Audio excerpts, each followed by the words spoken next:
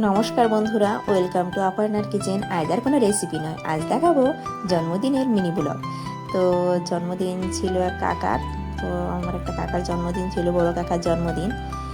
তো দেখুন এখন কেক আনা হয়েছে, এবার কেক কাটা হবে। তো দেখুন কেক কাটা হচ্ছে। এই হলো কাকার জন্মদিন। তো দেখুন বাচ্চাদের সবাইকে কেক খাইয়ে দিচ্ছে। এবার বাচ্চারা একটু কাকাকে কেক খাইয়ে দিল। তো কেক খাওয়া হয়ে গেছে, এবার ভাত রেডি করা হচ্ছে, ভাত বাড়া হচ্ছে, কাকার জন্য থালি সাজানো হচ্ছে। এটা ছিল দুপুরে, অনুষ্ঠানটা ছিল দুপুরে।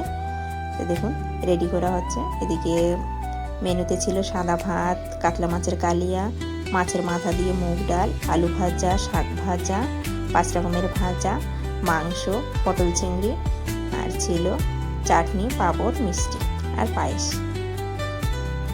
দেখুন কাকা খেতে বসেছে, এদিকে তারপরে বাচ্চারা খেতে বসছে, সবাই মিলে খাওয়া দাওয়া হচ্ছে। দেখুন বাচ্চারা খাচ্ছে।